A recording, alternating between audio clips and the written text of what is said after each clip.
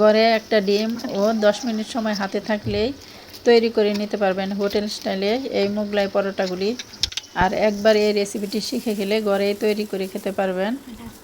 আসসালামু আলাইকুম ভিউয়ার্স, তাহলে আমরা শুরু করি। এখানে 2 কাপ আটা নিয়েছি, আর লবণ 1 টিস্পুন, তেল 2 টেবিল স্পুন। সব কিছু ভালো করে মিক্স করে নিব।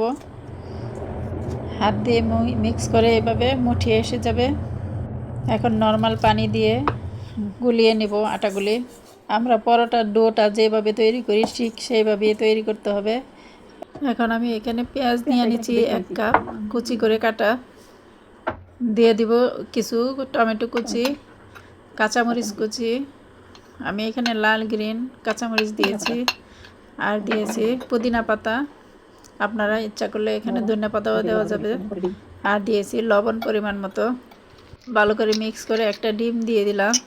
এখন আবার ভালো করে মিক্স করে নিব। সব মিক্স করা হয়ে গেছে। এখন একটা লিচি নিয়ে নিলাম রুটি তৈরি করার জন্যে।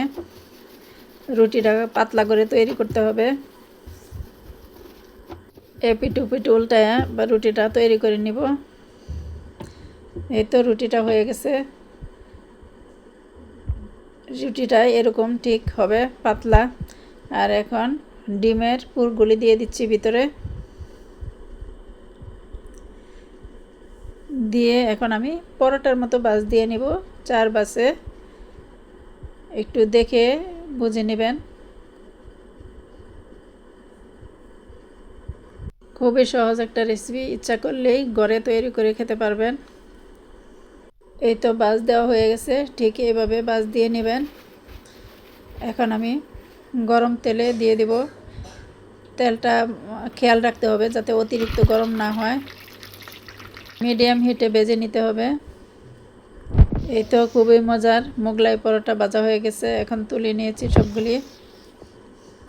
এখন গরম থাকতে থাকতে কেটে নিব। একটা ডিমের মোগলাই পরোটা আপনারা ইচ্ছা করলে এখানে 2টা ডিমও দেওয়া যেতে পারে, বা এর বেশিও দিয়ে করতে পারবেন। আমি একটা ডিম দিয়ে 4টা পরোটা তৈরি করেছি।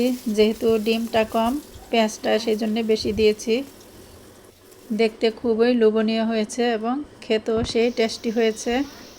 ইফতার আয়োজনে রাখতে পারেন এই মজার রেসিপিটি, সবাই পছন্দ করবে। খুবই লোভনীয় রেসিপি, সবার পছন্দের রেসিপি মোগলাই পরোটা।